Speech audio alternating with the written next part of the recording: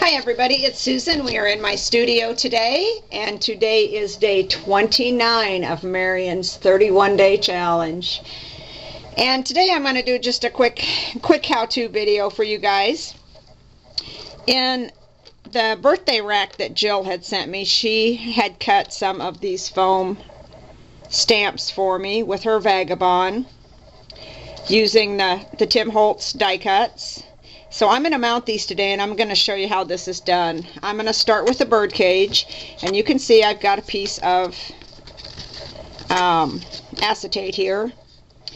And of course this will need to be trimmed. I don't need all this extra. So the first thing I'm going to do is put this on my trimmer. Get some of these smaller ones out of the way. And I'm going to trim this down to a size that is easier to work with this stamp. There we go. And I may need to trim off the sides a little bit. Yeah, I probably should. There we go. I'll trim that piece off there. And then this little piece I've got for the key and the key plate needs to be trimmed as well.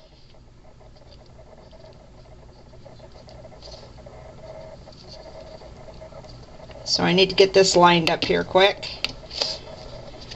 Move those. And incidentally, the acetate that I'm using is the plastic case that my Big Shot came in. And I gotta tell you guys, that's some pretty tough acetate. There we go. We'll get that out of the way and get rid of the glare. Move this so you can see a little better. There we go.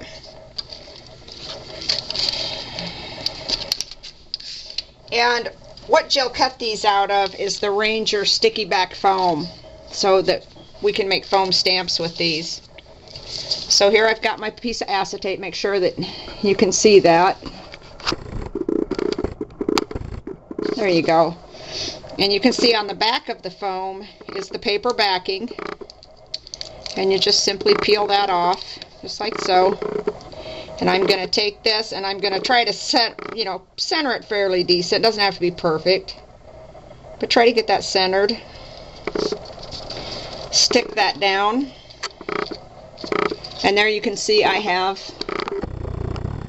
made myself a foam stamp. Okay, so I'm going to stick the rest of these down.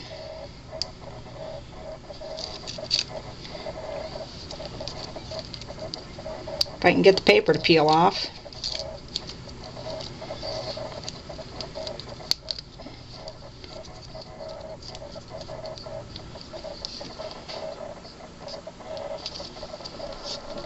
There we go.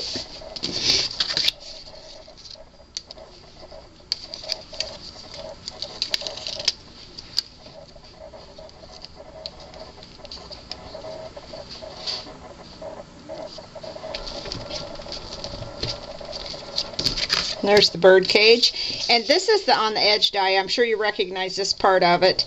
That is the snowflakes.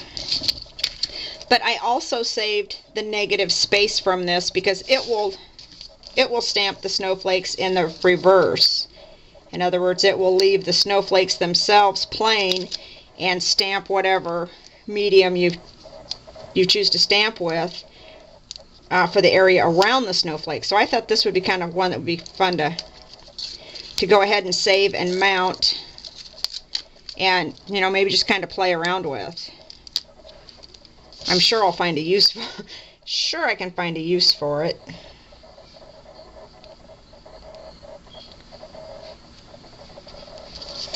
And get those stuck down well. And then finally the snowflake. And the paper will tear a little bit, but it comes off easy. It's not a big deal if it tears.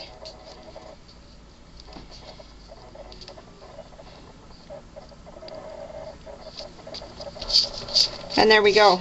So now we've already got them out here. We might as well play a little bit, huh? And I've got some scratch paper here. I think we'll do this one. I kind of like this one for some reason. Let me grab a paintbrush.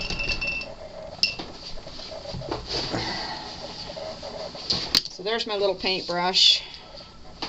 we'll get some bright colored paint.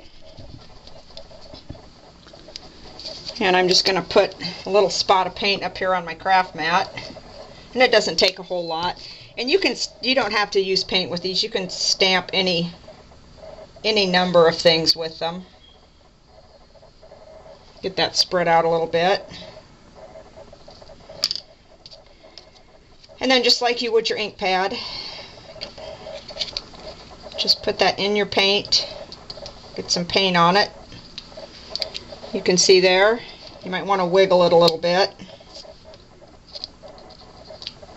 There we go. That looks like it's covered pretty good. There. And then we'll just stamp an image just to see what we get. And paint is goopier than like ink, so you don't want to press too hard. You want to get it all pressed down, but I'm not putting much pressure on this. And I didn't put enough pressure on it. Like I said, these will take some experimenting.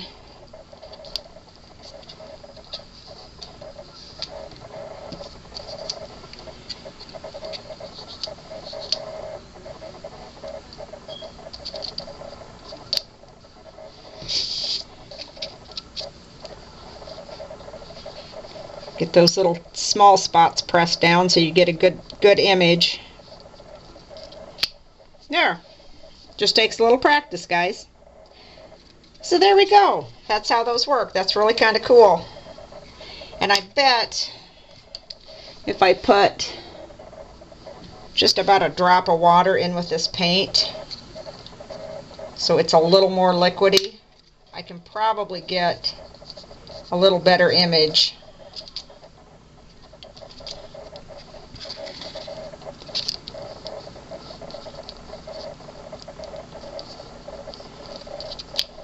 Yep, there you go. So there you are, guys. I know it's short. It's short, sweet, and to the point today. So that's it for day 29. Thanks for stopping by. I'll be back tomorrow. And I think tomorrow I have a new flower tutorial to share with you. I've come up with yet another way to make flowers.